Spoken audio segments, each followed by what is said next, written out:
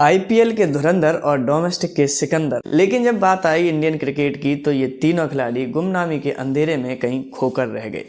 मनोज तिवारी, सौरव तिवारी और मनीष पांडे, ये Indian cricket के वो नाम हैं जिनके बल्ले से हमेशा रनों का अंबार निकला, लेकिन फिर भी इनका इंटरनेशनल कैरियर महज कुछ ही मैचों तक सीमित होकर रह गया। आखिर क्या ही कारण थे कि इंडियन डोमेस्टिक क्रिकेट में 40 से 50 का औसत रखने वाले ये खिलाड़ी इंडियन जर्सी में कभी भी अपनी छाप ही नहीं छोड़ पाए? क्या ये फिटनेस का मसला था या फिर चयनकर्ताओं की सोची समझी कोई भूमिका? आज के इस खास वीडियो में हम इन तीनों खिलाड़ियों के उन हैरान करने वाले आंकड़ों की तुलना करेंगे और जानेंगे वो कड़वी सच्चाई जिसकी वजह से ये इंडियन क्रिकेट के गोल्डन बॉयज कभी भी लेजेंड ही नहीं बन पाए। नमस्कार दोस्तों, आप देख रहे हैं क्रिकेट स्टैट्स, क्योंकि यहाँ पर स्टैट्स की बात की जाती है। दोस्तों ये वीडियो बहुत ही इंटरेस्टिंग होने वाली है, इसलिए आप अंत तक बने रहिए। अगर आप भी क्रिकेट के डाई हार्ड फैन हैं तो इस चैनल को सब्सक्राइब कर लीजिए और ये वीडियो अभी तक आपने लाइक नहीं किया है तो एक लाइक जरूर कीजिए।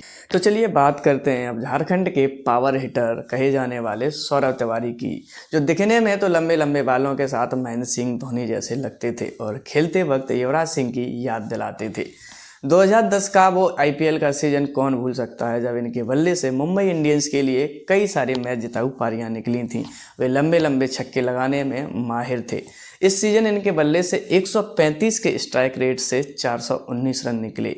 इस परफॉर्मेंस के आधार पर इन्हें टीम इंडिया में एंट्री भी मिली और इन्हें खेलने के लिए 3 मैच भी मिले, जिसमें 2 मैचों में इनकी बल्लेबाजी भी आई। ये दोनों मैचों में नॉट आउट रहे, लेकिन इनके बल्ले से महज 49 रन ही निकले और इस सीरीज के बाद इन्हें फिर दोबारा से कभी भी टीम इंडिया में सिलेक्ट नहीं किया गया, क्योंकि सिलेक्टर्स का मानना था कि इनकी फिटनेस उस लेवल की नहीं है जैसी होनी चाहिए, क्योंकि इनका शरीर थोड़ा दिखने में भारी भरकम था और T20 के हिसाब से इनकी फिटनेस उस हिसाब की नहीं थी जैसी होनी चाहिए। सिलेक्टर्स का मानना था कि फिटनेस लेवल इंटरनेशनल लेवल पर एक अलग ही मायने रखती है, जिसकी वजह से इन्हें फिर कभी टीम इंडिया में एंट्री करने का मौका नहीं मिला और इनके घरेलू क्रिकेट के ये शानदार आंकड़े सिर्फ कागजों तक सीमित होकर रह गए।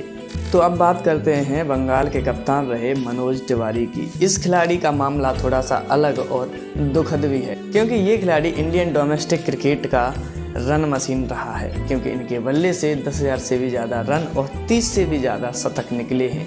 ये आंकड़े गवाही देते हैं कि इनके अंदर टैलेंट किस हद तक कूट कूट कर भरा हुआ था। टीम इंडिया की ओर से खेलते हुए दिसंबर 2011 में इनके बल्ले से एक शतक निकला था और ये उस मैच में मैन ऑफ द मैच रहे थे। लेकिन इसके बाद अगला मैच खेलने के लिए इस खिलाड़ी को पूरे 8 महीनों का इंतजार करना पड़ा था, जो कि इंडियन क्रिकेट में हुए अजीबोगरीब फैसलों में से एक था, क्योंकि एक खिलाड़ी जो लास्ट मैच में मैन ऑफ द मैच बना था और उसके बाद उसे अगला मैच खेलने के लिए पूरे 8 महीनों का इंतजार करना पड़ा था।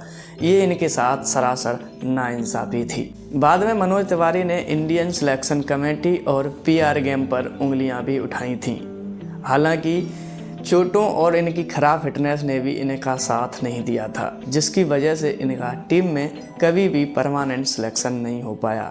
इसके अलावा टीम में महेंद्र सिंह धोनी, सुरेश रैना, गौतम गंभीर और युवराज सिंह जैसे खिलाड़ियों के होने की वजह से इनका टीम में कभी भी परमानेंट मेंबरशिप नहीं बन पाई। इनके लिए जगह तभी बन पाती थी जब इनमें से कोई भी खिलाड़ी चोटिल होता था। तो ये एक बड़ा रीज़न रहा था जिसकी वजह से मनोज तिवारी, जो कि एक इंडियन टीम के लेजेंड हो सकते थे, वो एक आज इंडियन डोमेस्टिक क्रिकेट के गोल्डन बॉय बनकर रह गए। डोमेस्टिक में इतना शानदार कैरियर होने के बावजूद भी इनका इंटरनेशनल कैरियर महज 12 मैचों तक ही सिमट कर रह गया, लेकिन इन 12 मैचों में भी इनके बल्ले से एक शानदार शतक निकला और गेंदबाजी करते हुए इनके नाम महत्वपूर्ण 5 विकेट भी हैं। और अब बात करते हैं मनीष पांडे की, जिन्होंने आईपीएल में भारत की ओर से सबसे पहले शतक लगाने का कारनामा किया था। वो एक इंडियन क्रिकेट के एक स्टाइलिश प्लेयर थे, सबसे बेहतरीन फील्डरों में भी उनका नाम गिना जाता था। 2016 में उनके द्वारा खेली गई सिडनी में 104 रनों की नाबाद पारी को कौन भूल सकता है। उनके उस शतक ने टीम इंडिया का उस सीरीज में क्लीन स्वीप होने से भी बचाया था। उनकी बल्लेबाजी को देखकर ऐसा लगता था कि अब टीम इंडिया को नंबर 4 का बल्लेबाज मिल गया है, लेकिन उन्हें जितने भी मौके मिले उन मौक़ों पर उन्होंने उतने रन नहीं बना पाए जितने उन्हें बनाने चाहिए थे। मनीष पांडे को जो मौके मिले थे उन्होंने उन मौक़ों को भरपूर तरीके से नहीं बना पाया, क्योंकि जिस तरीके के रिकॉर्ड उनके डोमेस्टिक क्रिकेट में थे वैसे रिकॉर्ड उनके इंटरनेशनल क्रिकेट में नहीं रहे।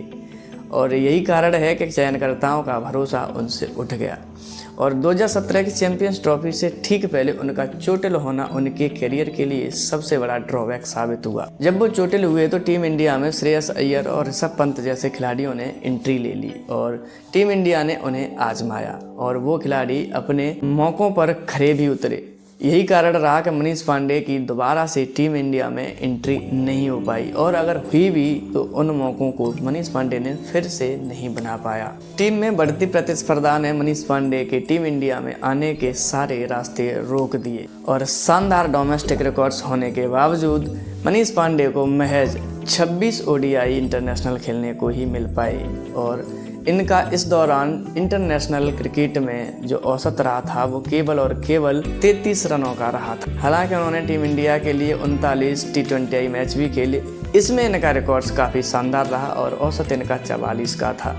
इसके आधार पर इन्हें T20 में और भी मौके मिलने चाहिए थे, लेकिन विराट कोहली के रहते इन्हें टीम इंडिया में बहुत ज़्यादा मौके नहीं मिल पाए। तो दोस्तों आपने देखा इन तीनों खिलाड़ियों की कहानी अलग अलग है, लेकिन इनके कैरियर का अंत एक ही है, क्योंकि जहां पर सौरव तिवारी टीम में फिट नहीं बैठते थे फिटनेस के चलते, वहीं पर मनोज तिवारी को उतने मौके नहीं मिले। वहीं मनीष पांडे की बैटिंग में कंसिस्टेंसी दिखाई नहीं दी, जिसकी वजह से चयनकर्ताओं का भरोसा इनसे उठ गया और इन्हें टीम इंडिया में सिलेक्ट करना बंद कर दिया। अगर देखा जाए तो इन तीनों खिलाड़ियों के घरेलू क्रिकेट के आंकड़े कई सक्सेस हो चुके खिलाड़ियों के आंकड़ों से बेहतर हैं। इससे साबित होता है कि सिर्फ टैलेंट होना ही काफ़ी नहीं होता, कभी कभी आपकी किस्मत भी अच्छी होनी चाहिए, साथ ही साथ आपकी फिटनेस भी उस लेवल की होनी चाहिए कि आप इंटरनेशनल लेवल पर सरवाइव कर सकें। इन खिलाड़ियों का इंटरनेशनल कैरियर सिर्फ क्या होता अगर की एक कहानी बनकर रह गया है। दोस्तों आपको क्या लगता है कि इन तीनों में से किस खिलाड़ी का कैरियर और लंबा होना चाहिए था? आप अपनी राय हमें कमेंट सेक्शन में ज़रूर बताएं और अगर आपने अभी तक वीडियो को लाइक नहीं किया है तो एक लाइक करें और चैनल को सब्सक्राइब जरूर